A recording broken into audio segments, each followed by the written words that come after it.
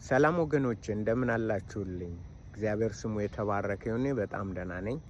እንግዲህ እንደምናውቀው የራእይ መጽሐፈ ራእይን ምዕራፍ 20ን ለማስጠናት ሙከራ እያደረኩ ነው፣ ግን ብዙ ሰው ሊገባው አልቻለም።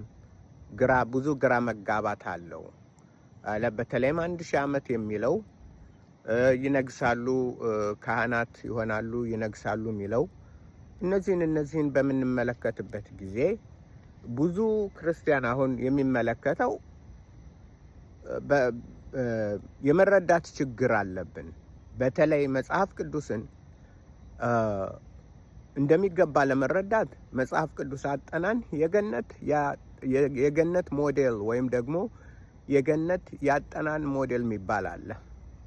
እነዛም በአራት የተከፈለ ነው። እግዚአብሔር ቢፈቅድ ወደፊት እንትን ብለን እንመለከተዋለን፣ እናየዋለን።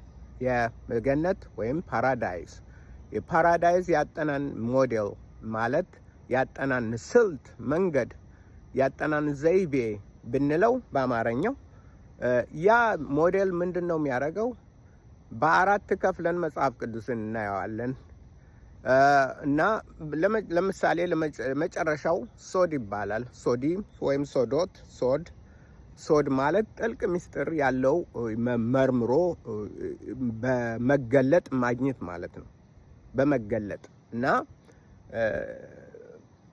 ጌታ ኢየሱስ ክርስቶስ ለሐዋርያት ሲላቸው ለእናንተ ሶዶት ተሰጧችኋል፣ ወይም ደግሞ የሰማይን ምስጢር መረዳት ለእናንተ ተሰጧችኋል። ያልተሰጠው አለ፣ ላይ በላይም ያነባለ። ስለዚህ የመጀመሪያው ላይ በላይ የሚነበብ ጥሬ ትርጉሙን ጥሬ እንትኑን ነው። ከዛ ጠለቅ ብለን አላጎሪክ ወይም ደግሞ ምሳሌያዊ አነጋገር ያለበትን ልዩ አነጋገር ዘቤ ያለበትን መመርመር። አራተኛው ያው ሶዶት እንዳልኳችሁ የሶዶት ወይም ደግሞ ጥልቅ የሆነውን ምስጢር ነው። ለምሳሌ አንድን የመጽሐፍ ቅዱስ ሐሳብ ብጠቅስላችሁ በራእይ መጽሐፍ ምዕራፍ 2 ቁጥር 10 አንዳንዶች ልትቀበለው ስላለው ነገር አትፍራ፣ ጸንተህ ቁም። አንዳንዶቻችሁን ዲያብሎስ ወደ እስር ቤት አሳልፎ ይሰጣችኋል። ነገር ግን የታመንክ ሁን፣ ለ10 ቀንም መከራን ትቀበላላችሁ ይላል። ለ10 ቀን እና ያንን አሁን ብዙ ሰው ጥሬውን ነው የሚያየው። 10 ቀን እሺ፣ 10 ቀን መከራ ይቀበላሉ። 10 ቀን እንደምንም ብለህ ጥርስህን ነክሰህ 10ሩን ቀን ቆጥረህ እለፍ። ከዛ በኋላ ገነት ነው የሚሆንልህ። ዲያብሎስ የሚባል የለም፣ ፈተና የሚባል የለም ማለቱ ነው ጌታ። ምክንያቱም አንድን ሐሳብ በትክክል ካልተረዳ ነው በጣም በጣም በጣም አደገኛ ነው የሚሆነው። የብዙ ክርስቲያንም ችግር ይሄ ነው። ያንን እግዚአብሔር 10 ቀን ለምሳሌ 10 ቀን መከራን ትቀበላላችሁ፣ ከ10 ቀን በኋላ ዲያብሎስ ረፍት ይወስዳል ማለት ነው። አርፎ ይቀመጣል። 10 ቀን ሞላ፣ ስለዚህ ከዚህ በኋላ እኔ ማንንም እንትን አልልም ብሎ አይደለም። ስለዚህ ይሄ ነው ያጠናን ስልቱን በትክክል ማወቅ፣ መረዳት፣ መገንዘብ። ያጠናል ስልቱን በትክክል ተግባራዊ ለማድረግ ጥረት ማድረግ። ይሄ የአንድ ክርስቲያን ተግባራዊ ዋና ተግባር ነው እንጂ ዝም ብለን አንስተን ማንበብ አይደለም። ማንበብ ብቻ አይደለም።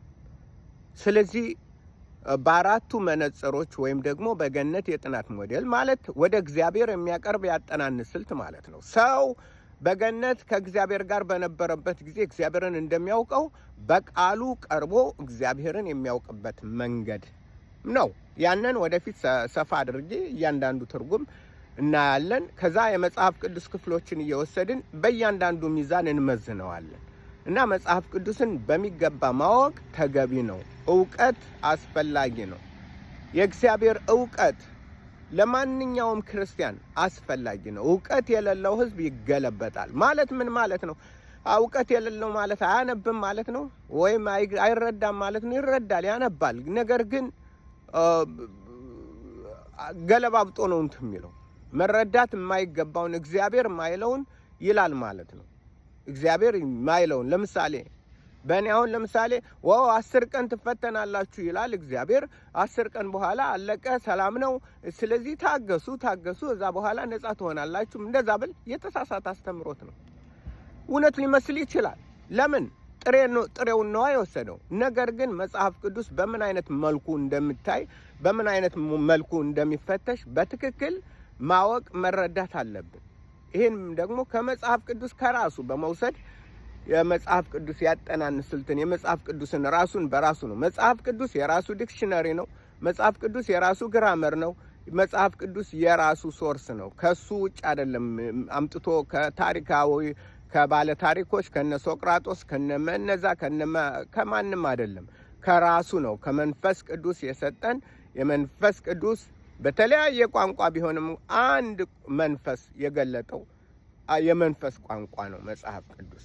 ስለዚህ ያንንን ለመረዳት ጥረት ካላደረጋችሁ 1000 ዓመት እኮ የጥሬ ትርጉሙ ነው። በቃ እንዲህ ይሆናል ምንል ከሆነ መጽሐፉን አልተረዳነውም። የተሳሳተ ድምዳሜ ላይ እንደርስና እኛንም ወደ ጥፋት እግዚአብሔርንም ወደ ማስቀየም ወደ የእምነት እንትናችንም ወደ ማናጋት የሚደርስበት እንትን ይኖራል። ስለዚህ ሰዎችን ዝም ብለን መከተል አይደለም፣ መጽሐፍ ነው። ለምሳሌ ሂትለር ሲመጣ ይሄ እኮ መጽሐፍ እንደሚለው ሂትለር ማለት አንታይ ክራይስት ነው፣ የክርስቶስ ተቃዋሚ ነው። ሞሶሎኒ ሲመጣ ሞሶሎኒ መጣ የክርስቶስ ተቃዋሚ ነው ምናምን እንደዛ እየተባለ ዝም ብሎ ላይ በላይ እየተካሄደ ስንደናበር ኑሮናል።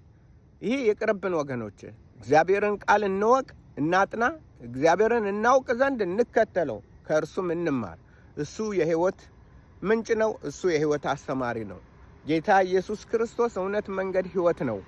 በነገር ሁሉ ወደ እውነት ያመጣን ዘንድ በእውነት ይሞላን ዘንድ ሁሌ የተዘጋጀ ነው። እኛ ግን ለመማር የተዘጋጀን ለመለወጥ የተዘጋጀን። ቸርች እንደዚህ ያስተምራኛለች ያነ ነው ከዛኛ እኮ ከዚህ ውጭ መጣ የተሳሳተ ነው።